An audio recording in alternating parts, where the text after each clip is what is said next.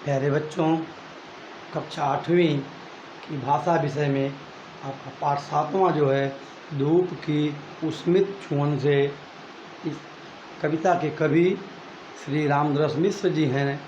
इस कविता में कवि ने 2 गज़लों के माध्यम से हमें कुछ व्यावहारिक जीवन के बारे में जानकारी दी है। पहले गज़ल के बारे में हम आपको इसके पहले के वीडियो में जानकारी दे चुके हैं। आज हम दूसरे गज़ल पर अपना ये वीडियो आपके पास बनाकर भेजने जा रहे हैं।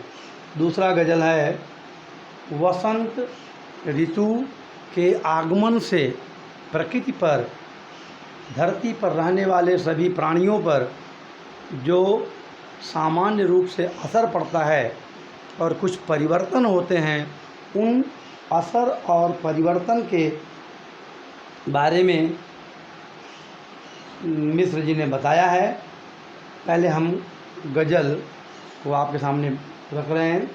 पेड़ हैं कुछ खुश समझकर आ रहा ऋतुराज है, भर रही पंखों में चिड़ियों के नई परवाज है।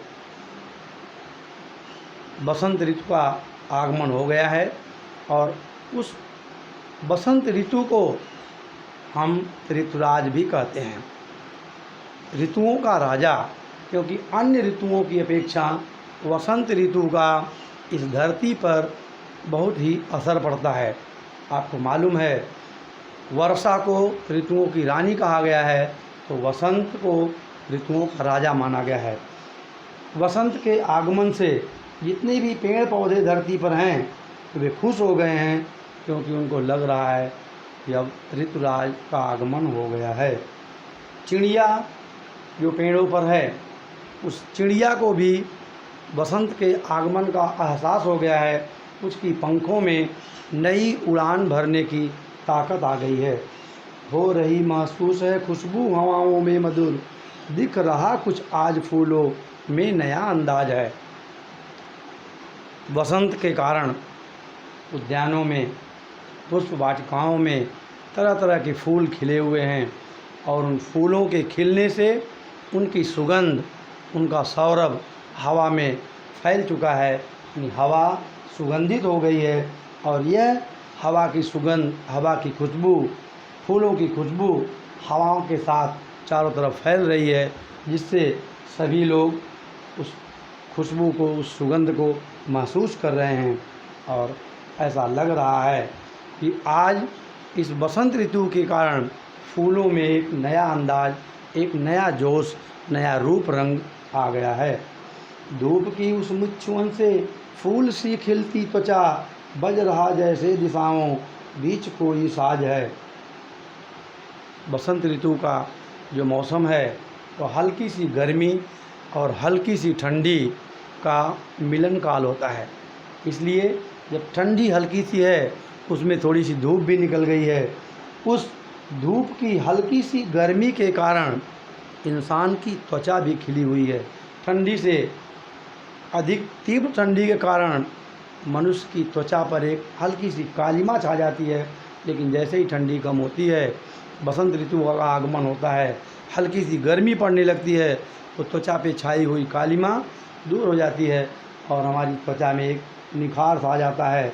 उसी बात को कवि कह रहा है कि धूप की हल्की सी छुअन से फूल के तरह सभी मनुष्य की त्वचा खिल गई है, उनकी चमड़ी में हल्की सी चमक आ गई है और सभी चारों दिशाओं में कहीं चिड़ियों की चहचहाहट, कहीं फूलों पर भंवरों का गूंजना, इससे लगता है कि कहीं कोई गीत संगीत बज रहा है।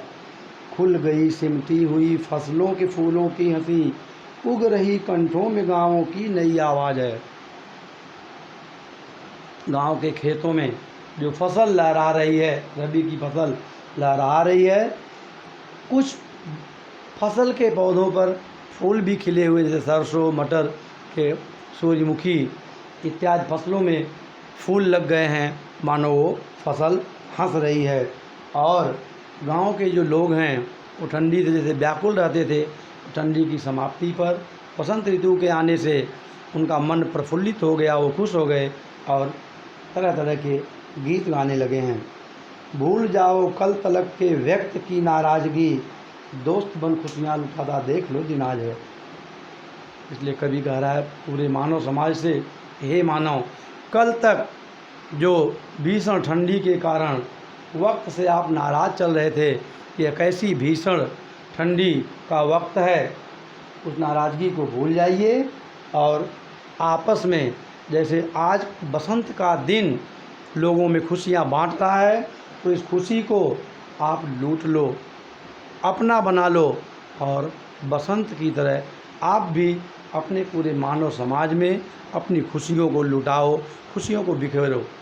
संक्षेप में, वसंत ऋतु का आगमन होने से पूरी धरती पर सभी सजीव सृष्टि में परिवर्तन होता है।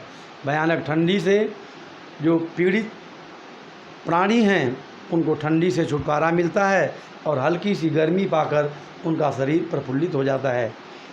वनस्पतियों के ऊपर भी ठंडी का असर होता है और ठंडी चली जाती है और बसंत के आगमन से वनस्पतियों का भी रंग चमक उठता है, वो भी खिल उठती हैं और जगह जगह फूलों के खिलने से पूरा वातावरण सुगंधित हो जाता है। इसी के साथ इस वीडियो को समाप्त करता हूँ। धन्यवाद।